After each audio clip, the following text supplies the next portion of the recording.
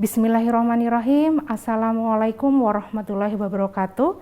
Perkenalkan, nama saya Rizky Oktavia, saya dosen keperawatan maternitas PSIK FKIK UMY. Hari ini kita akan belajar tentang pemeriksaan fisik postpartum dan perawatan perineum. Tujuan pemeriksaan fisik postpartum adalah untuk menentukan status kesehatan ibu setelah melahirkan, serta mengidentifikasi penata laksanaan dan edukasi-edukasi sesuai kebutuhan ibu setelah melahirkan. Sedangkan perawatan perineum adalah untuk mencegah terjadinya infeksi pada area genital pada ibu setelah melahirkan. Sebelum kita mulai, mari kita membaca basmalah dan doa menuntut ilmu bersama-sama.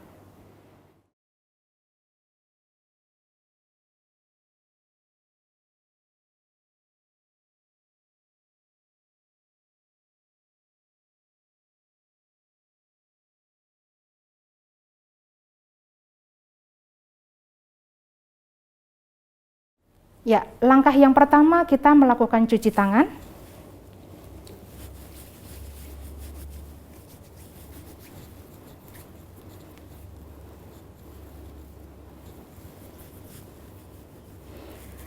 Selanjutnya kita menganjurkan ibu untuk mengosongkan kandung kemih, ya. Ibu dianjurkan untuk buang air kecil terlebih dahulu, kemudian diposisikan tidur dengan nyaman. Selanjutnya kita melakukan pengkajian anamnesa. Yang pertama adalah kita mengkaji keluhan, ya. Keluhan di sini adalah terkait dengan apakah pasien atau si ibu mengeluh pusing, apakah pasien mengalami nyeri after pain, kemudian apakah pasien mengalami masalah terkait dengan pemberian ASI dan gangguan eliminasi urin. Selanjutnya kita mengkaji riwayat kehamilan, persalinan, dan postpartum saat ini. Apakah ada keluhan atau terjadi komplikasi. Kemudian selanjutnya kita juga mengkaji terkait dengan riwayat kehamilan, persalinan, dan postpartum yang lalu, seperti contohnya adalah jumlah anak, kemudian apakah ada komplikasi pada masa kehamilan, intranatal, dan postpartum. Ya, selanjutnya juga yang terakhir adalah kita kaji terkait dengan sosial budayanya, terkait dengan apakah ibu atau keluarga melakukan pantangan makanan atau kebiasaan-kebiasaan yang sering dilakukan pada masa kehamilan, intranatal, dan postpartum. Setelah kita melakukan pengkajian anamnesa, kemudian kita melakukan pemeriksaan fisik diawali dengan pemeriksaan tanda-tanda vital. Yang pertama adalah kita melakukan pengukuran tekanan darah.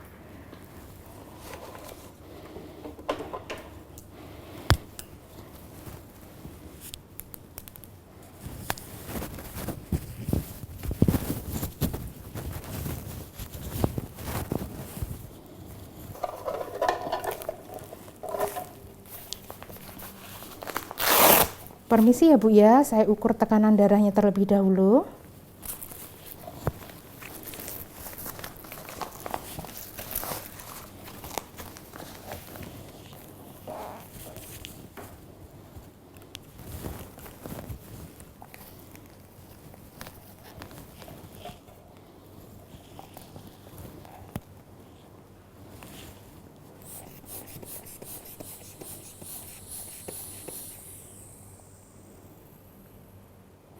Ya, selanjutnya kita mengukur denyut nadi.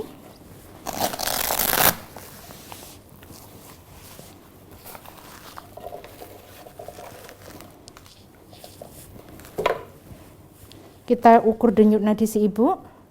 Kemudian sambil kita ukur pernapasannya dalam waktu 1 menit.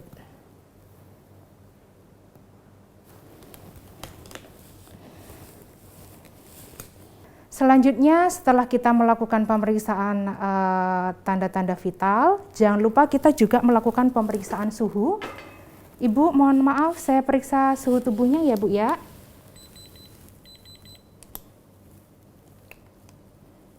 Ya, suhunya 36,5 derajat Celcius. Kemudian kita melakukan pemeriksaan pada bagian kepala. Nah, pada bagian kepala ini kita fokus pada konjungtiva, karena pada masa persalinan ibu mengalami kehilangan darah, ya, sehingga kita harus mengidentifikasi apakah ibu mengalami anemia atau tidak. Ibu, permisi ya Bu ya, ibu melihat ke atas Bu, supaya saya bisa lihat konjungtivanya. Ya, oke, konjungtivanya agak sedikit pucat ya Bu ya. Ya. Kemudian selanjutnya yang kita periksa adalah pada bagian payudara. Mohon maaf ya Ibu ya, saya buka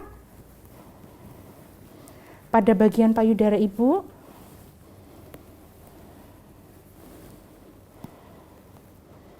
Ya, kita lakukan pemeriksaan pada bagian payudara. Nah, yang pertama kita lakukan inspeksi terlebih dahulu. Apakah payudara Ibu simetris atau tidak? Kemudian apakah ada pembengkakan atau tidak, kemudian apakah ada perubahan warna atau tidak. Selanjutnya kita lakukan palpasi pada payudara, caranya seperti ini, kita pegang apakah payudara teraba keras atau teraba lembek, seperti ini. Terus kemudian kita periksa pada bagian putingnya. Ya, kita lakukan inspeksi apakah puting susunya menonjol atau tidak. Kemudian kita lakukan cek untuk stimulasi ASI. Caranya adalah kita memegang pada bagian puting susu, pada bagian areola, tidak boleh pada bagian puting susu karena nanti akan terasa sakit. Kita pegang pada area areola yang warnanya kehitaman ini. Ya, kita tarik ke arah ke belakang, kemudian kita tarik ke depan. Ya, apakah ASI-nya atau kolostrumnya sudah keluar apa belum. Kemudian kita lakukan pada bagian sebelah kiri, ya, kita tarik ke arah ke belakang atau ke pangkal, kemudian kita tekan ke depan, ya, tapi pada bagian areola. Nah, kita lihat apakah ASI atau kolostrum sudah keluar apa belum. Nah, pada bagian ini kita sudah selesai sehingga kita rapikan. Ibu, saya tutup ya Bu ya pada bagian payudara. Nah, kemudian kita pada bagian perut. Ya, mohon maaf Ibu, saya buka pada bagian perut ya.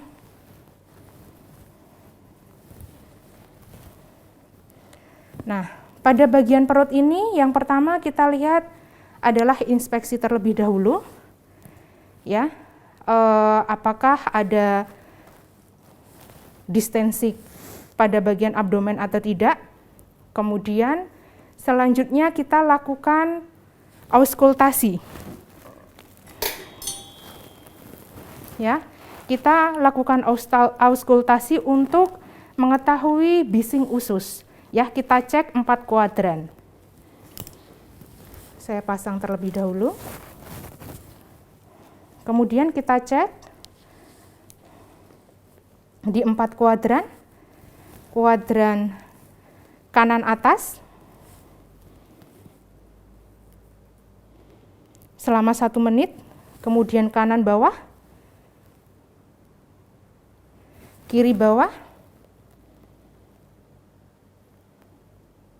kiri atas. Nah, setelah 1 menit dan ternyata bising usus Ibu sekitar 5 kali per menit, masih dalam batas normal. Kemudian selanjutnya kita melakukan pengkajian pada area uterus. Nah, pada area uterus ini yang pertama kita letakkan tangan kanan kita pada bagian simpisis pubis ya. Simpisis pubis ini adalah di atas ini ya, daerah vagina, yaitu adalah kandung kemih. Kemudian tangan kiri kita menyusuri rahim ya. Jadi untuk mengetahui tinggi fundus uterinya. Nah, tinggi fundus uteri dalam waktu 1 hari itu sejajar umbilikus. Sehingga ketika nanti akan berangsur tidak teraba ya, atau kembali ke posisi semula itu dalam waktu 14 hari. Jadi dalam waktu 14 hari itu sudah tidak teraba tinggi fundus uterinya. Nah, seperti ini ya.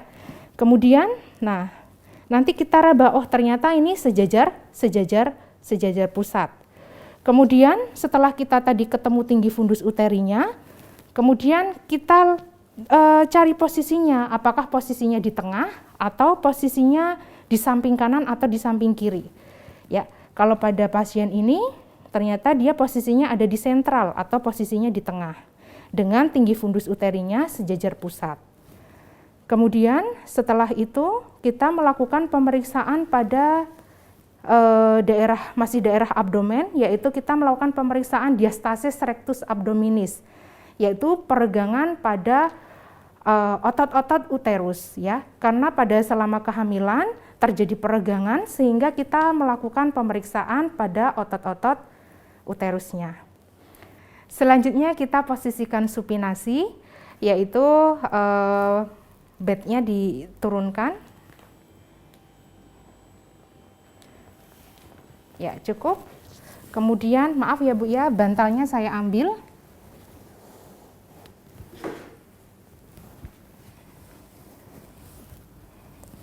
Kemudian selanjutnya adalah nanti ketika saya kasih aba-aba, nanti Ibu tundukkan kepala, dagu menempel bagian dada, kemudian sambil tarik nafas ketika saya kasih aba-aba ya Bu ya. Ya. Yang pertama, jari kita berada di bawah umbilikus, kemudian aba-abakan Ibu dengan posisi sit up, ya, jadi kepala menunduk dan menempel pada bagian dada sambil nafas dalam. Ya, baik Ibu, silahkan menunduk Bu sambil tarik nafas dalam, ya. Oke, betul sekali, ya. Oke, ya, sudah cukup. Ya, itu adalah pemeriksaan diastasis rectus abdominis. Kita periksanya pada bagian bawah umbilikus sampai ke processus sipheus deus. Ya, untuk mengetahui peregangan otot-otot rectus abdominis. Nah, selanjutnya adalah kita periksa bladdernya atau kandung kemih ya. Apakah kandung kemih teraba penuh atau teraba kosong. Ibu, tadi pipis terakhir kapan Bu? Oh tadi ya, sebelum periksa tadi ya. Ya, bagus sekali Ibu ya. Jadi ini teraba kosong. Kalau teraba penuh biasanya akan teraba kenyal, begitu. Oke, cukup. Ibu, bantalnya saya kembalikan ya, biar nyaman. Mohon maaf.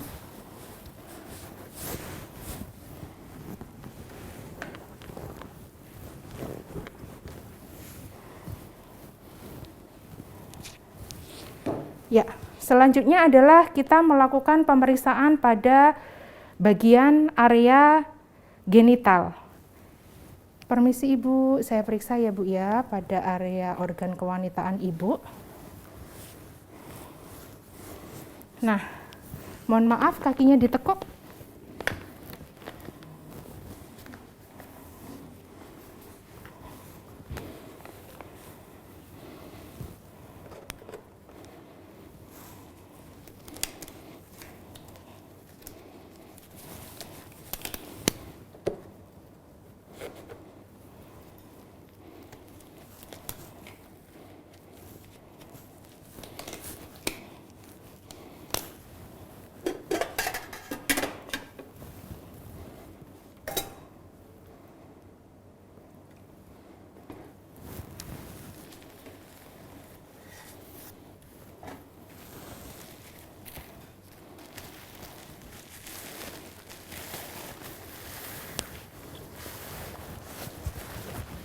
Mohon maaf, diangkat pantatnya ya Bu ya.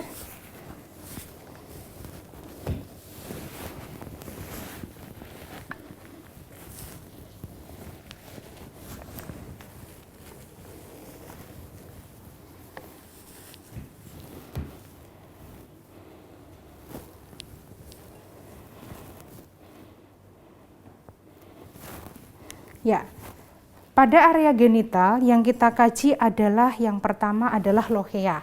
Ya, kita buka. Ini tadi pagi ganti terakhir kapan Bu? Oh, tadi pagi pas mau mandi ya? Ya. Oke, nah kita lihat ini adalah lohea. Jadi Lohea pada hari pertama ini Lohea rubra, masih dalam batas normal. Kemudian kita cek juga baunya ciri khas bau amis. Kemudian ini jumlahnya atau volumenya sekitar 50 cc. Kemudian kita cek apakah pada area genital ini bagaimana kebersihannya. Kemudian yang selanjutnya adalah apakah ibu mengalami ruptur atau episiotomi. Ya, kalau misalnya ibu mengalami episiotomi, kita harus mengkaji dengan menggunakan reda. Ya, R yang pertama adalah redness atau kemerahan. Kemudian E yang pertama apakah ada edema atau tidak. E yang kedua adalah apakah ada ekimosis atau tidak. Kemudian D, apakah D itu discharge, apakah ada pengeluaran cairan seperti nanah atau tidak. Kemudian A itu adalah aproximately, yaitu kerekatan jahitan. Nah, setelah kita mengkaji itu, kemudian kita melakukan perawatan perineum. Kita siapkan bengkok. Mohon maaf ya Ibu ya, saya lepas.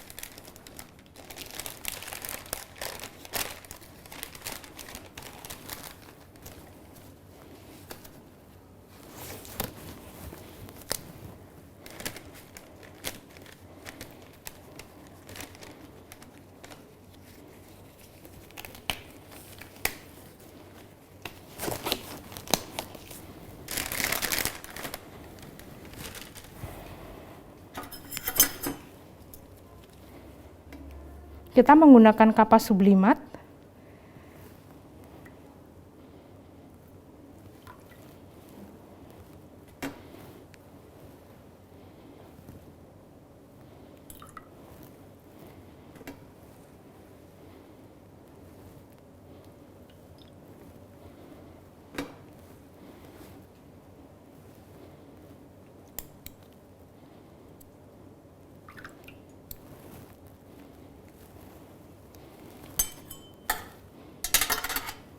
Ya, yang pertama adalah kita membersihkan pada area sebelah luar, yaitu labia mayor. Ya, kita pegang pada daerah ujung, kemudian kita sebelah labia mayor dulu. 1,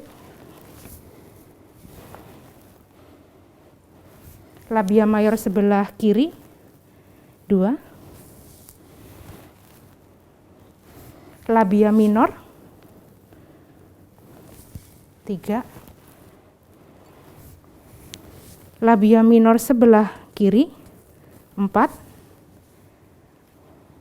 yang terakhir adalah daerah meatusnya, tengah, sekali usap.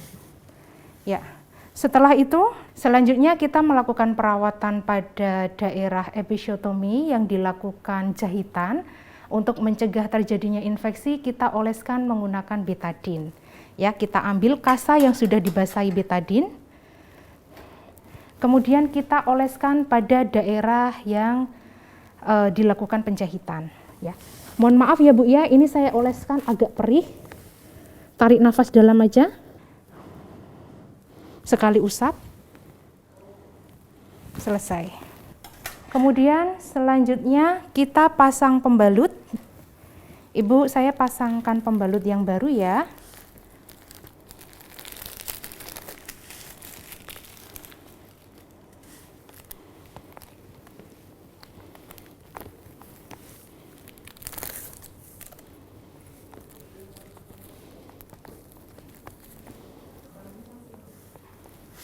Ya. Selanjutnya kita rapikan. Ya, kita rapikan alat. Mohon maaf Ibu, saya ambil ya Bu ya.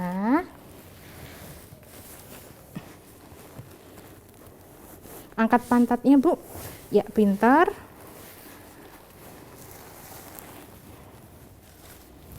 Ya, kakinya bisa diluruskan. Ya.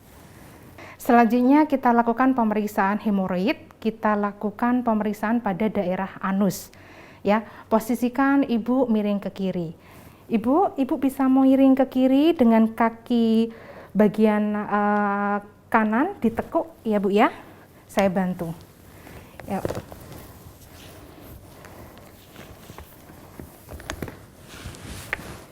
Saya bantu pada bagian pinggang. Ya. Silahkan. 1, 2, 3. Ya, kemudian baru kita cek ya pada bagian anusnya. Nah, pada bagian anusnya apakah ada tonjolan atau hemoroid atau tidak. Nah, ini kondisi normal, tidak ada tonjolan pada anus. Kemudian kita posisikan terlentang kembali. Ya. Ibu pelan-pelan. Ya. Oke. Cukup. Setelah itu kita lepas sarung tangan.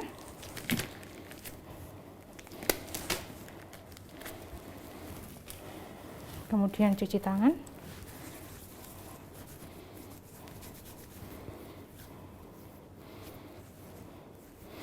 Kemudian kita lakukan pemeriksaan pada daerah ekstremitas ya, pada daerah kaki.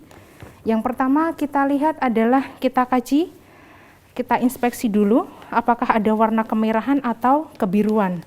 Kemudian kita tanyakan kepada ibunya apakah pada daerah paha sampai betis ini mengalami nyeri. Ibu, pada daerah kaki yang saya tekan ini terasa sakit Bu? Tidak ya.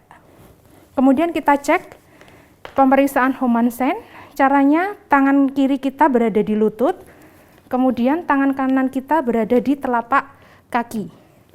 Kemudian kita dorsofleksi. Ya, Ibu sakit nggak Bu pada daerah paha sampai betis? Tidak ya Bu ya. Ya, saya ulangi pada bagian kaki sebelah kiri.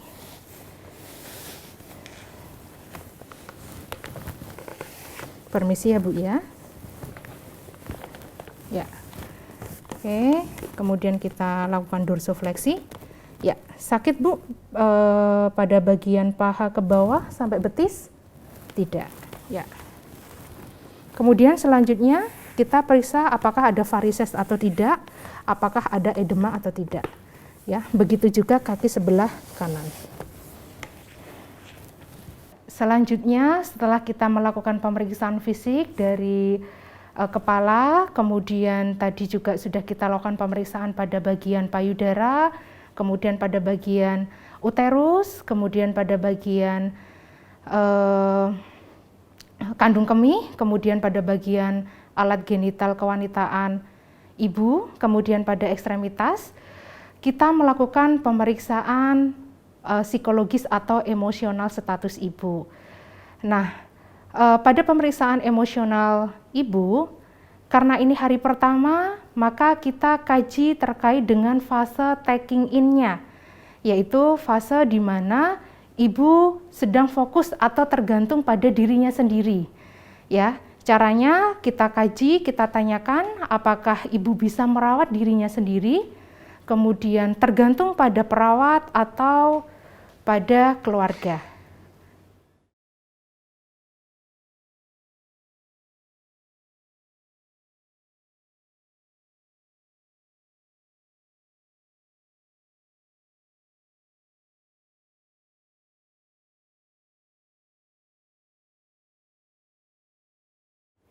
Kesimpulan dari pemeriksaan fisik postpartum adalah yang pertama adalah kita melakukan pemeriksaan pada daerah bagian kepala yaitu konjungtivanya, kemudian pada bagian payudara atau bagian breast dan puting susu, kemudian yang selanjutnya adalah pada bagian uterus. Nah, di situ kita mengkaji terkait dengan tinggi fundus uteri dan diastasis rectus abdominis. Kemudian kita kaji juga terkait dengan fungsi gastrointestinalnya, yaitu pada bagian bowel.